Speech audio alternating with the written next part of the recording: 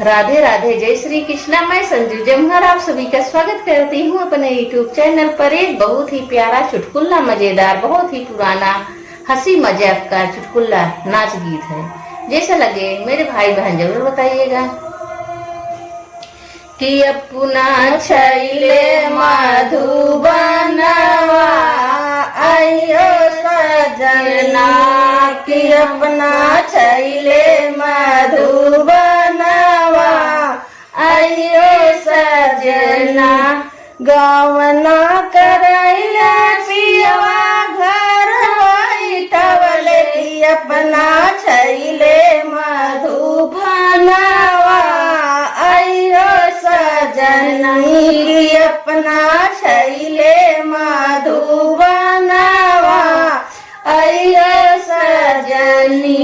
गावना करैले पियवा घर बैठवले, कि अपना छैले मधुबनवा आइयो सजनी, कि अपना छैले मधुबनवा आइयो सजनी।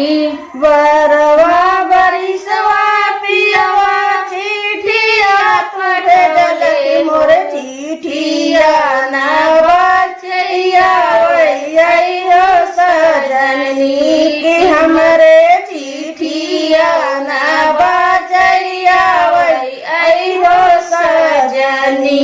घोड़वा चढ़ालो लहुरा देवरवा, घोड़वा चढ़ालो लहुरा देवरवा, कि बबुआ चिठिया तू बाची के सुना आइयो सजनी, कि बबुआ चिठिया तू बाची के सुना आइयो सजनी। कि अब त भैया भैले रंडी भजवा आइयो सजनी, कि भैया भैले रंडी भजवा आइयो सजनी। कि अपना छैले मधुबनवा आइयो सजनी, कि अपना छैले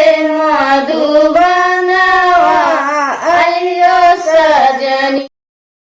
संजू जमहर आप सभी का स्वागत करती हूँ अपने यूट्यूब चैनल पर। एक बहुत ही प्यारा चुटकुला, मजेदार नाच गीत। कवन भैले कसुरवारू से लबाल माँ, कवन भैले कसुरवारू से लबाल माँ। तेरी अम्मा जगावे उठो रे बेटा, तेरी अम्मा जगावे उठो रे बेटा। जमा करके केवड़िया सूते लबाल माँ, जमा करके केवड़िया सूते लबाल माँ। कवन भैले कसुरवारू से लबाल माँ, कवन भैले कसुरवारू से लबाल माँ। तेरी चाची जगावे उठो रे बेटा, तेरी चाची जगावे उठो रे बेटा।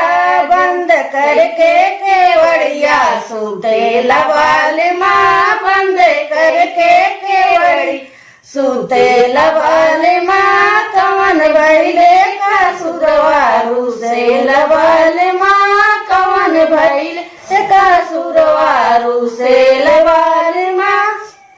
तेरी भाभी जगावे उठो रे देवरा, तेरी भाभी जगावे उठो रे देवरा। मुपर धर के रूमलिया सूते लबाल माँ, मुपर धर के रूमलिया सूते लबाल माँ। कवन भैले कसुरवारू से लबाल माँ, कवन भैले कसुरवारू से लबाल माँ। तेरी धनिया जगावे उठो रे सैया, तेरी धनिया जगावे उठो रे सैया। मुँह पर धर के रूमलिया हंसे लबाल माँ, मुँह पर धर के रूमलिया हंसे लबाल भैले का सुरवारू से लबाल माँ, कमन भैले का सुरवारू से लबाल माँ। जैसा लगे आप सभी मेरे भाई बहन जरूर बताइएगा।